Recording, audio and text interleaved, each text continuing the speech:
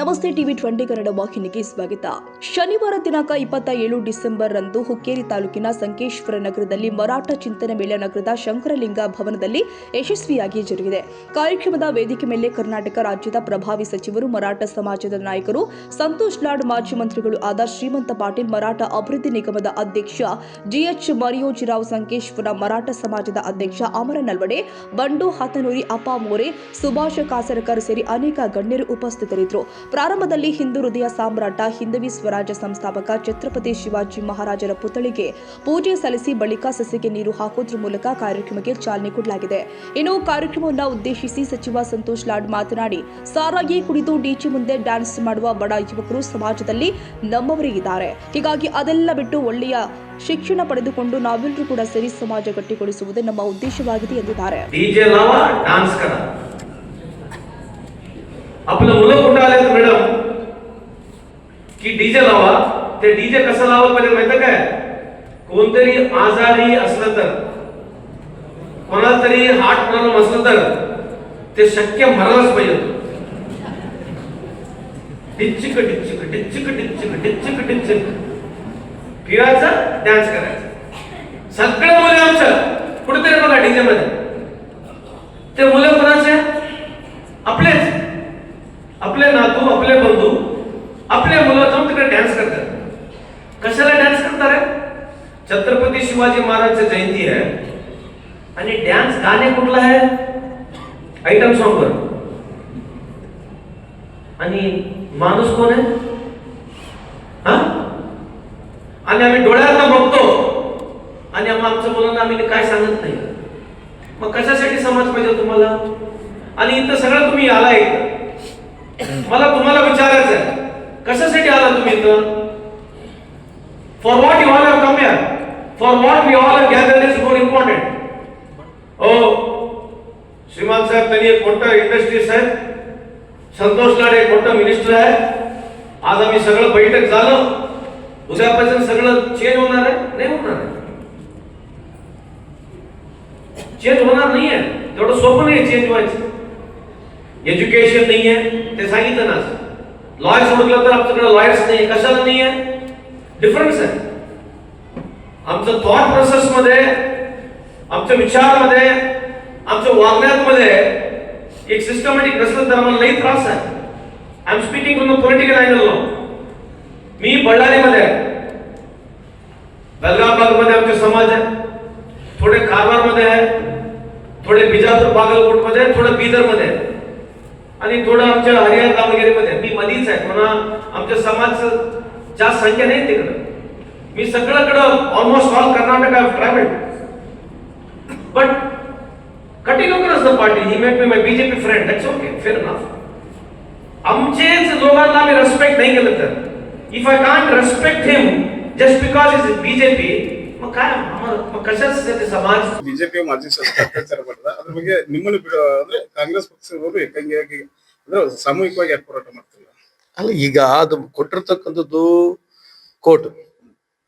So court ನಿರ್ಧಾರಗಳಿಗೆ ನಾವು ಬಹಿರಂಗವಾಗಿ ಜಾಸ್ತಿ ಚರ್ಚೆ ಮಾಡಕ್ ಬರೋದಿಲ್ಲ. ಬಟ್ ಆದ್ರೂ ಅದು ಖಂಡನೀಯ ಆಗಿರ್ತಕ್ಕಂಥ ನನ್ನ ವೈಯಕ್ತಿಕ ಅಭಿಪ್ರಾಯ. ಆಮೇಲೆ ಚುನಾವಣಾ ಬಾಂಡ್ ರದ್ದಾದ್ಮೇಲೆ ಸುಮಾರು 3,811 ಕೋಟಿಗಳು ಏನಾಯ್ತು, ಅದ್ರಲ್ಲಿ ಶೇಕಡ 82% ಬಿಜೆಪಿ ಹೊರಗೆ ಹೋಗಿದೆ. ಅದರಲ್ಲಿ 3,111 ಕೋಟಿ ಬಿಜೆಪಿಗೆ, 891 ಕೋಟಿ. ಅಲ್ಲ, ಅದನ್ನೇ ನೀವೆಲ್ಲ ಜಾಸ್ತಿ ಜನಕ್ಕೆ ತಿಳಿಸ್ಬೇಕಂತಕ್ಕಂಥ ನಮ್ಮ ವಾದ. ಈಗ ಏನಾಗ್ತಾ ಇದೆ ಕೇಂದ್ರದಲ್ಲಿ, ಬಿಜೆಪಿ ಕಳೆದ 11 ವರ್ಷದ ಏನಾಗಿರ್ತಕ್ಕಂಥದ್ದು, ನೀವು ಇದನ್ನ ಎಳೆ ಬಿಡಿಸಿ ಜನಕ್ಕೆ ಮುಟ್ಟಿಸ್ಬೇಕು. ನೀವು ಕೇಳಿರ್ತಕ್ಕಂಥ ಪ್ರಶ್ನೆನಲ್ಲಿ ಉತ್ತರ ಇದೆ. ಅದು ಮಾಡಿರ್ತಕ್ಕಂಥದ್ದು ಏನ್ ಎಲೆಕ್ಟ್ರಲ್ ಬಾಂಡ್ ಇದೆ, ಅದು ಅನ್ಕಾನ್ಸ್ಟಿಟ್ಯೂಷನ್ ಅಂತ ಹೇಳಿರ್ತಕ್ಕಂಥ ತಮಗೆಲ್ಲ ಗುರ್ತಿದೆ. ಅದು ಮೀರಿ ಇವತ್ತು ಮತ್ತೆ ದುಡ್ಡು ಕಲೆಕ್ಟ್ ಮಾಡಿ ಚಂದ ತೊಳ್ತಿರ್ತಕ್ಕಂಥದ್ದು ಸರಿಯಲ್ಲ ಅಂತ ನನ್ನ ಅಭಿಪ್ರಾಯ. ಆಮೇಲೆ ಪ್ರಶಾಂತ್ ಭೂಷಣ್ ಸರ್ ನಿನ್ನೆ ಒಂದು ಮಾತಾಡಿದ್ರು ಸರ್, ಏನಂತಂದ್ರೆ 2014 ನಾವು ಪೂರ್ವ ನಿಯೋಜಿತವಾಗಿ ಮಾಡ್ತೀವಿ, ಮನಮೋಹನ್ ಸಿಂಗ್ ಸರ್ಕಾರಕ್ಕೆ ನಾವು ಒಂದು ಪಕ್ಷವನ್ನು ಕೊಟ್ಟಿದ್ದೇವೆ. ಈಗ ಪ್ರಶಾಂತ್ ಭೂಷಣ್ ಅವ್ರು ಹೇಳಿರ್ತಕ್ಕಂಥದ್ದು ಸರಿ ಇದೆ, ಇಲ್ಲ ಅಂತ ಹೇಳಕ್ ಬರಲ್ಲ. ಬಟ್ ಇವ್ ಜನರ ಅಭಿಪ್ರಾಯ, ಜನರ ಮನೆ ತಗೊಂಡಿದ್ದಾರೆ. ಆದ್ರೆ ಈ ಪ್ರಜಾಪ್ರಭುತ್ವ ವ್ಯವಸ್ಥೆಯಲ್ಲಿ ಕೆಲವು ಸಂದರ್ಭದಲ್ಲಿ ಜನಕ್ಕೆ ಮಾಹಿತಿ ಮುಟ್ಟಿಸೋದ್ರಲ್ಲಿ, ಅವರು ಸುಳ್ಳು ಮಾಹಿತಿ ಮುಟ್ಟಿಸೋದ್ರಲ್ಲಿ ಬಿಜೆಪಿ ಯಶಸ್ವಿ ಆಗ್ತಾನೆ ಇದ್ದಾರೆ. ಯಾಕಂದ್ರೆ ಅವ್ರ ನರೇಶನ್, ಅವರು ಯಾವುದೇ ರೀತಿಯಾದ ಅಭಿವೃದ್ಧಿ ಪರವಾಗಿ ನರೇಶನ್ ಹೇಳಿ ಓಟ್ ಕೇಳಲ್ಲ.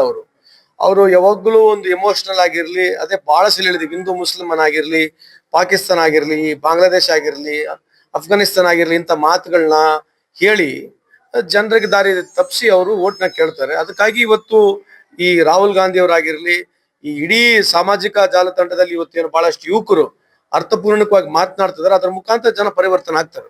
ಮಹಾರಾಷ್ಟ್ರದಲ್ಲಿ ಸರ್ ಶಿಕ್ಷಣದಲ್ಲಿ ಒಂದು ನೌಕರಿಯಲ್ಲಿ ರಿಸರ್ವೇಶನ್ ಕೊಟ್ಟಿಲ್ಲ ಸರ್. ನನ್ನ ಮಾಹಿತಿ साहेब राज्यात म्हणजे मुख्यमंत्रीचा विषय काय चर्चेत आहे तेवढे ते काय चर्चा असलं तर सुद्धा ಅದು ಏನೇ ಚರ್ಚೆ ಇದ್ರು ಕೂಡ ಅದ್ರ ಬಗ್ಗೆ ನಾವ್ ಯಾರು ಮಾತನಾಡಕ್ ಹೋಗೋದಿಲ್ಲ. आम्ही काय बोलणार नाही त्याला. आमचं हायकमांडच फायनल आहे. आमचे मुख्यमंत्री सिद्धरामಯ್ಯ साहेब पण ते सांगितलं. ನಮ್ಮ ಮುಖ್ಯಮಂತ್ರಿಯವರು ಸಿದ್ದರಾಮಯ್ಯ ಸಾಹೇಬ್ರು ಅದನ್ನ ಹೇಳಿದ್ದಾರೆ. ಸೊ ಇದ್ರ ಎಷ್ಟು ಸಲ ಮಾತನಾಡಿದ್ರು ಅಷ್ಟೇ, ನೀವು ಎಷ್ಟು ಪ್ರಶ್ನೆ ಕೇಳಿದ್ರು ಕೂಡ ನಮ್ದೇನು ಉತ್ತರ ಚೇಂಜ್ ಆಗುತ್ತೆ. ಸರ್, ನಾವು ರಾಷ್ಟ್ರ ಮಟ್ಟದಲ್ಲಿ ಕೇಳಬೇಕಂದ್ರೆ ಇಡೀ ರಾಷ್ಟ್ರ ಕರ್ತೃತ್ವ ಬಿಜೆಪಿ ವಿರುದ್ಧ ಏಕಾಂಗಿಗೆ ಹೋರಾಟ ಮಾಡ್ತಾ ಇದ್ದೀವಿ. ಯಾಕಂದ್ರೆ 100 ಸುಮಾರು ಹೋರಾಟ ಏನಿಲ್ಲ, ವಾಸ್ತವಾಂಶನ ಹೇಳ್ತಾನೆ ಇದೀವಿ. ಅದನ್ನ ಹೋರಾಟ ಅಂತ ನೀವು ಪರಿಗಣಿಸಬಹುದು. ಬಟ್ ಆದ್ರೆ ನಾವು ಅಂತೂ ಅದ್ರ ವಿರುದ್ಧವಾಗಿ ಏನ್ ಸತ್ಯ ಇದೆ ಸತ್ಯ ಹೇಳ್ತಕ್ಕಂಥ ಕೆಲಸ ಯಾವಾಗ್ಲೂ ಮಾಡ್ತೀವಿ, ಮುಂದೆನೂ ಮಾಡ್ತೀವಿ. ಸರ್, ಉತ್ತರ ಕರ್ನಾಟಕದ ಅಭಿವೃದ್ಧಿ ಬಗ್ಗೆ ಯಾಕೆ ಸರ್ ಧ್ವನಿ ಎತ್ತಿಲ್ಲ ಸರ್ ಯಾರು ಸರ್ಕಾರ?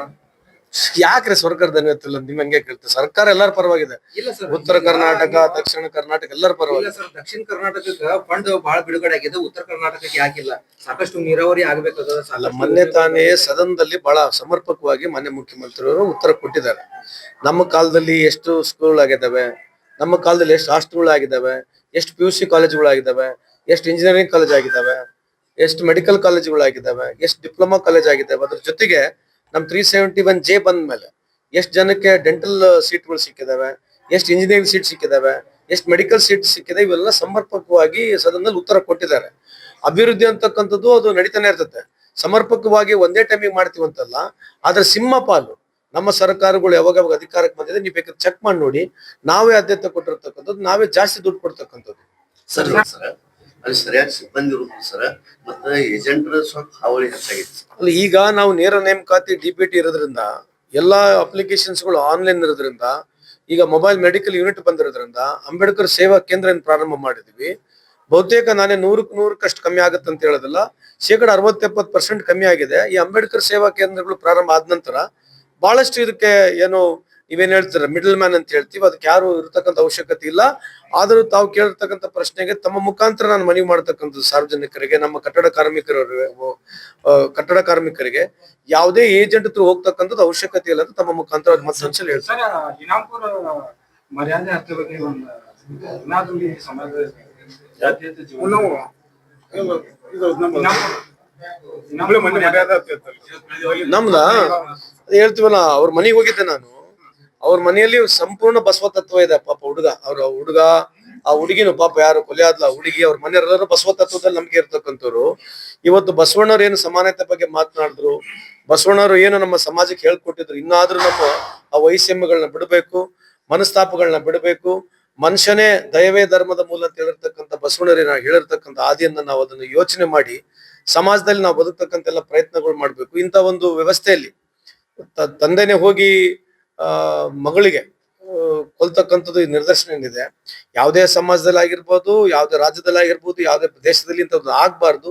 ಇದು ನಿಜಕ್ಕೂ ಏನೋ ಬಹಳ ಮನಸ್ಸಿಗೆ ದುಃಖ ತರ್ತಕ್ಕಂಥ ಸಂಗತಿ ಅಂತ ಹೇಳಿಕ್ಕೆ ಇಚ್ಛೆ ಬಯಸ್ತೇನೆ.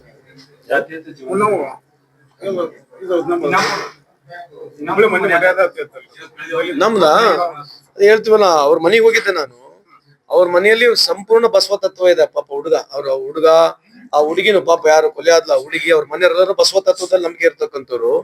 ಇವತ್ತು ಬಸವಣ್ಣವ್ರು ಏನು ಸಮಾನತೆ ಬಗ್ಗೆ ಮಾತನಾಡಿದ್ರು, ಬಸವಣ್ಣವ್ರು ಏನು ನಮ್ಮ ಸಮಾಜಕ್ಕೆ ಹೇಳ್ಕೊಟ್ಟಿದ್ರು, ಇನ್ನಾದ್ರೂ ನಮ್ಮ ಆ ವೈಷಮ್ಯಗಳನ್ನ ಬಿಡಬೇಕು, ಮನಸ್ತಾಪಗಳನ್ನ ಬಿಡಬೇಕು. ಮನುಷ್ಯನೇ ದಯವೇ ಧರ್ಮದ ಮೂಲ ಅಂತ ಹೇಳಿರ್ತಕ್ಕಂಥ ಬಸವಣ್ಣವ್ರನ್ನ ಹೇಳಿರ್ತಕ್ಕಂಥ ಆದಿಯನ್ನ ನಾವು ಅದನ್ನು ಯೋಚನೆ ಮಾಡಿ ಸಮಾಜದಲ್ಲಿ ನಾವು ಬದುಕ್ತಕ್ಕಂಥ ಎಲ್ಲ ಪ್ರಯತ್ನಗಳು ಮಾಡ್ಬೇಕು. ಇಂಥ ಒಂದು ವ್ಯವಸ್ಥೆಯಲ್ಲಿ ತಂದೆನೆ ಹೋಗಿ ಮಗಳಿಗೆ ಕೊಲ್ತಕ್ಕಂಥದ್ದು ನಿದರ್ಶನ ಏನಿದೆ. ಯಾವುದೇ ಸಮಾಜದಲ್ಲಿ ಆಗಿರ್ಬೋದು, ಯಾವುದೇ ರಾಜ್ಯದಲ್ಲಿ ಆಗಿರ್ಬೋದು, ಯಾವುದೇ ದೇಶದಲ್ಲಿ ಇಂಥದ್ದು ಆಗ್ಬಾರ್ದು.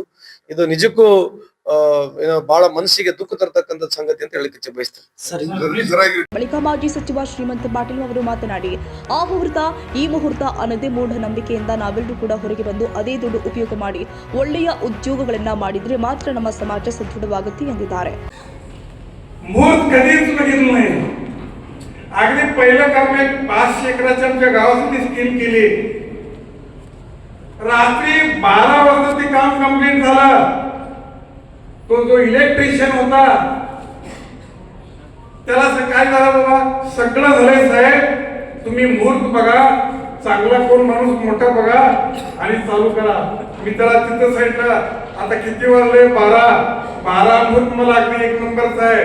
तू इलेक्ट्रिशियन आहेस, ह्याच्यातला तज्ञ आहेस, ते बटन दाब आणि आमची स्कीम चालू कर. रात्री 12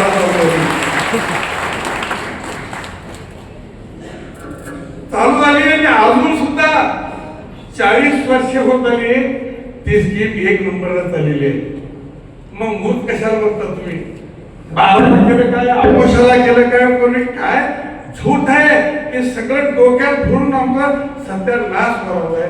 या अंधश्रद्धा आम्हाला काढून टाकल्या तरच आम्ही पुढे जाऊ शकतो, नाहीतर सगळं आम्ही फसवून घेऊन 4 पैसे आहेत ते मी त्या कोणाच्या जर पदरात टाकून आम्ही रिकाम्या घरात जायची वेळ आली आहे. ವಿನಾಯಕ ಭೋಸಲೆ ಟಿವಿ 20 ಕನ್ನಡ ಸಂಕೇಶ್ವರ. ಕನ್ನಡಿಗರ ಮೆಚ್ಚಿನ ನಿಮ್ಮ ಟಿವಿ 20 ಕನ್ನಡ ವಾಹಿನಿ ಇದೀಗ ಟಿವಿಯಲ್ಲಿ ಲಭ್ಯ. ಕರ್ನಾಟಕ ಮತ್ತು ದೇಶ ವಿದೇಶದ 360 ಡಿಗ್ರಿ ಸುದ್ದಿ ವಿವರವನ್ನ ಪಡೆಯುವುದಕ್ಕೆ ಟಿವಿ 20 ವಾಹಿನಿಯನ್ನು ಲೈಕ್ ಮಾಡಿ, ವಿಡಿಯೋಗಳನ್ನು ಶೇರ್ ಮಾಡಿ, ಕಮೆಂಟ್ ಮಾಡಿ, ಸಬ್ಸ್ಕ್ರೈಬ್ ಮಾಡಿ. HCN ಕೇಬಲ್ 842 ನಂಬರ್ನಲ್ಲಿ ಹುಕ್ಕೇರಿ ತಾಲೂಕು ಹಾಗೂ ಸಂಕೇಶ್ವರದ ಸುತ್ತಮುತ್ತಲಿನ ಹಳ್ಳಿಗಳಲ್ಲಿ ಲಭ್ಯ. PCN ಕೇಬಲ್ 129 ನಂಬರ್ನಲ್ಲಿ ಹಾರುಗೆರೆ ಸುತ್ತಮುತ್ತಲಿನ ಹಳ್ಳಿಗಳಲ್ಲಿ ಲಭ್ಯ.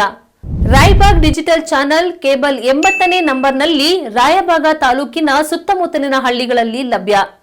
UDCN ಕೇಬಲ್ ನೆಟ್ವರ್ಕ್ ಉಗಾರ ಸುತ್ತಮುತ್ತಲಿನ ಹಳ್ಳಿಗಳಲ್ಲಿ ನಿಮ್ಮ ಟಿವಿ 20 ಕನ್ನಡ ವಾಹಿನಿಯೂ ಲಭ್ಯ.